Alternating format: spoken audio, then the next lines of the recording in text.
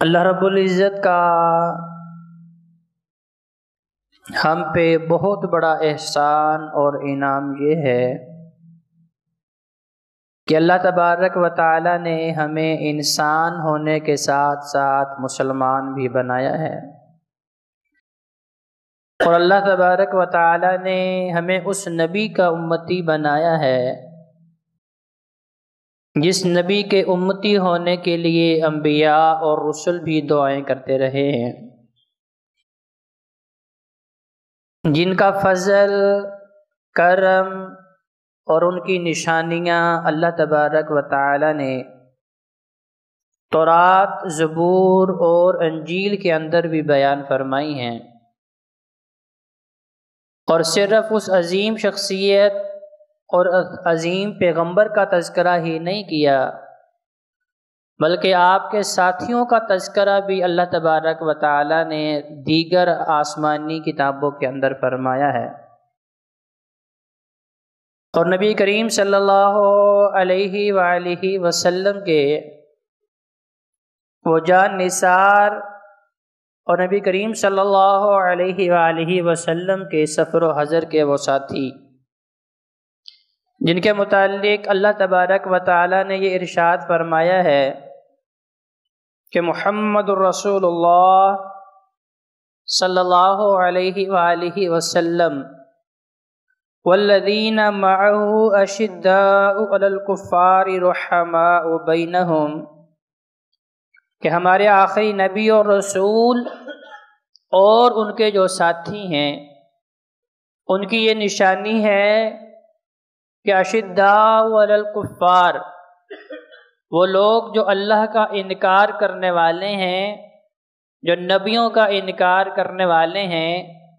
جو یوم البعث قیامت کا انکار کرنے والے ہیں، ان کے لیے میرے نبی اور نبی کے ساتھی بڑے سخت ہیں۔ ان کے دلوں میں ان کفار کے لیے کوئی نرم گوشہ موجود نہیں ہے، ان کے دلوں میں اللہ کے دشمنوں کے لیے ذرہ برابر بھی محبت موجود نہیں ہے۔ رحماء بینہم، لیکن وہ لوگ جو اللہ پہ ایمان رکھنے والے ہیں، انبیاء کی تصدیق کرنے والے ہیں، قیامت کے اوپر یقین رکھنے والے ہیں، جو اللہ سے محبت کرنے والے ہیں، ان کے لیے ہمارے نبی اور ان کے ساتھیوں کے دل انتہائی نرم ہیں،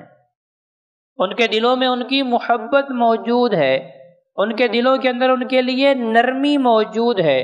تراہم رکعا سجدا یبتغون فضلا من اللہ ورضوانا، آپ دیکھیں گے کہ ان کی نشانی کیا ہے، وہ اللہ کے سامنے جھکنے والے ہیں،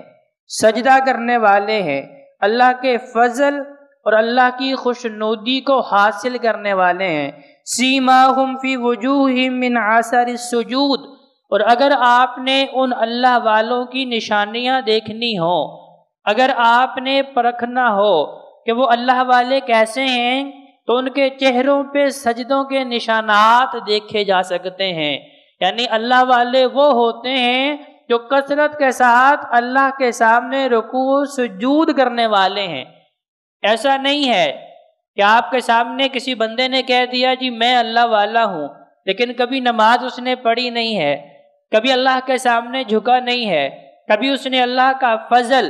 اور اللہ کی رضوان کو حاصل کرنے کی کوشش نہیں کی ہے، لیکن مجھے اس نے بتایا کہ میں اللہ والا ہوں، تو میں بغیر وہ نشانی جو اللہ احکم الحاکمین نے قرآن مجید کے اندر اپنے بندوں کی بتائی ہے، اس نشانی کو دیکھے بغیر ہی میں تصدیق کر لوں اور میں مان لوں کہ واقعی ہی یہ اللہ والا ہے، تو بھائیو اس کے اندر جو ہے میری خامی ہے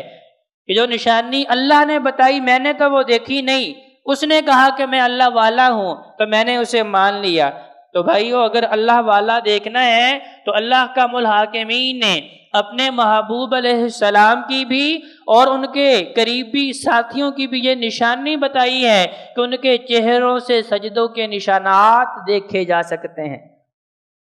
جب اللہ بلاتا ہے کہ حی علی الصلاۃ، آؤ نماز کی طرف، تو پھر آپ دیکھ لیں کہ آپ کے ارد گرد اللہ والے کتنے ہیں۔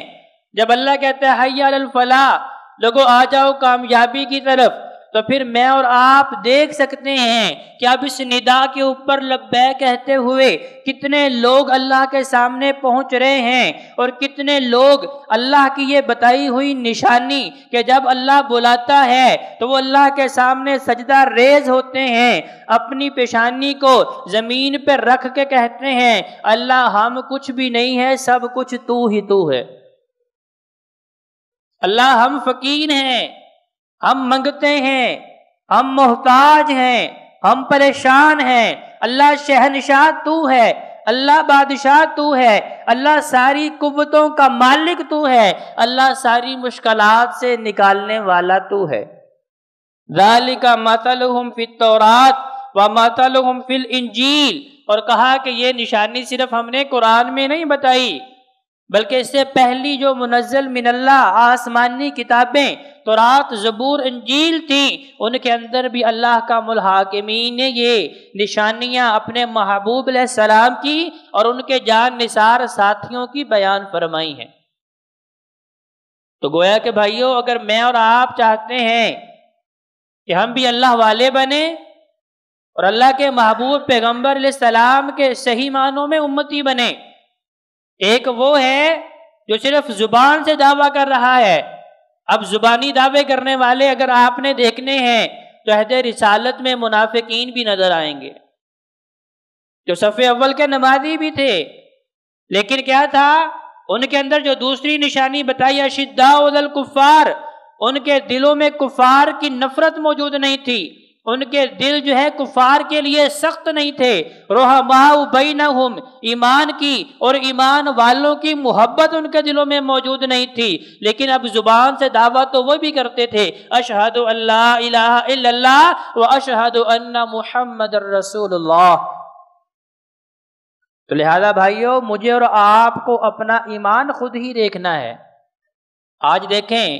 ہم ارد گرد تو دیکھتے ہیں کہ میرے اڑوس پڑوس میں رہنے والا کس مذہب سے تعلق رکھتا ہے، پھر اس مذہب کے کس فرقے سے، کس جماعت سے تعلق رکھتا ہے، ان کی مجھے بڑی فکر ہے، اور ان کے متعلق پھر میں لوگوں کو بتاتا بھی ہوں اس کا تعلق فلاں مذہب کے ساتھ ہے، اور پھر اس مذہب میں سے فلاں مسلک کے ساتھ ہے، وہ فلاں لوگوں کی مسجد میں نماز پڑھنے جاتا ہے، وہ نماز ایسے پڑھتا ہے، اس کا روزہ ایسا ہے، اس کا حج عمرہ ایسا ہے۔ لیکن بھائیو، اللہ نے قطعاً مجھ سے اور آپ سے یہ نہیں پوچھنا، اللہ نے سب سے پہلے مجھ سے یہ پوچھنا ہے، قُوْ أَنفُسَكُمْ وَأَهْلِكُمْ نَارًا، اللہ کے بندے بتا اپنے اندر ایمان پیدا کیا تھا کہ نہیں کیا تھا؟ اپنے اندر ایمان کی جو نشانیاں اللہ کا الحاکمین نے قرآن میں بیان فرمائی ہیں، وہ نشانیاں اپنے اندر پیدا کی ہیں کہ نہیں کی ہیں؟ اب نبی کریم صلی اللہ علیہ وآلہ وسلم کے یاروں میں سے سب سے قریبی اور سب سے زیادہ وفادار، سب سے زیادہ جان نثار، سفر و حضر کے خوشی غمی کے یار حضرت ابو بکر صدیق رضی اللہ تعالی عنہ اور حضرت عمر فاروق رضی اللہ تعالی عنہ۔ تمام مفسرین یہ بیان کرتے ہیں کہ اس آیت کریمہ میں جو اللہ کا الحاکمین نے فرمایا اشداء علی الکفار، کہ وہ کفار کے لیے بڑے سخت ہیں، اس سے مراد عمر فاروق رضی اللہ تعالی عنہ ہے۔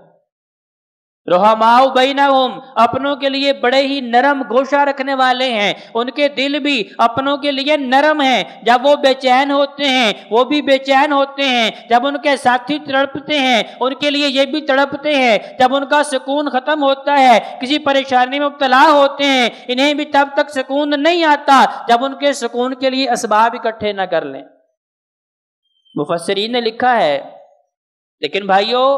اگر یہ دونوں نشانیاں آپ دونوں احباب ابو بکر صدیق اور عمر فاروق رضی اللہ تعالی عنہما کے اندر دیکھنا چاہیں، دونوں نشانیاں دونوں کے اندر ملیں گی۔ جب حضرت ابو بکر صدیق رضی اللہ تعالی عنہ مسند خلافت پہ بیٹھتے ہیں اور سارے صحابہ ان کے ہاتھ پہ بیعت کرتے ہیں کہ اللہ کے نبی کے وصال کے بعد آپ ہمارے خلیفہ ہیں، سب نے اس بات پہ اتفاق کر لیا، تو وہی ابو بکر صدیق رضی اللہ تعالیٰ عنہ جن کے متعلق لوگ یہ کہتے ہیں، حتیٰ کہ نبی کریم صلی اللہ علیہ وآلہ وسلم کی زوجہ ماجدہ حضرت عائشہ صدیقہ رضی اللہ تعالیٰ عنہا بھی اس بات کا اظہار کرنے والی ہیں کہ یا رسول اللہ، میرے والد جو ہیں ابو بکر صدیق جو ہیں، بڑا نرم دل ہے ان کا، اللہ کے نبی نے اپنی بیماری کے اندر ارشاد فرمایا یا عائشہ، اے عائشہ مرو ابا بکرین، ابو بکر کو جو حکم دو فلیصلی بالناس، چونکہ میں اب مصلی پہ کھڑے ہونے کے اس وقت میرے جسم کے اندر سکت موجود نہیں ہے، چونکہ نبی کریم صلی اللہ علیہ وآلہ وسلم کو بخار اتنا زیادہ تھا کہ آقا علیہ السلام کے اوپر بار بار بے ہوشی طاری ہو رہی تھی، بخار کی وجہ سے، ذوف کی وجہ سے، تکلیف کی وجہ سے اللہ کے نبی مسجد میں نہیں آ سکتے تھے۔ آپ نے عائشہ صدیقہ رضی اللہ تعالی عنہا کو حکم دیا مرو ابا بکرین فلیصلی بالناس۔ گویا کہ نبی کریم علیہ السلام اس بات کی طرف اشارہ بھی دے رہے تھے کہ میرے بعد اگر میرے مصلی کا کوئی حقیقی وارث ہے وہ ابو بکر صدیق رضی اللہ تعالی عنہ ہیں۔ عائشہ فرمانے لگیں یا رسول اللہ میرے والد بڑے نرم دل کے مالک ہیں، بخاری مسلم کے اندر روایت موجود ہے، وہ آپ کی غیر موجودگی میں آپ کے مصلی پہ کھڑے نہیں ہو سکتے، آپ کسی اور کو حکم دیں، عمر فاروق کو حکم دیں کہ وہ مصلی امامت پہ کھڑے ہوں۔ اللہ کے نبی نے 3 مرتبہ فرمایا عائشہ میں حکم دے رہا ہوں، گویا کہ نبی کا حکم جو ہے وہ اللہ کی طرف سے حکم ہوتا ہے، وہ اللہ کی طرف سے آرڈر ہوتا ہے۔ کہا ابو بکر کو حکم دو وہ مصلی پہ کھڑا ہو، اور نبی کی غیر موجودگی میں مصلی کا وارث ابو بکر صدیق رضی اللہ تعالی عنہ ہوگا۔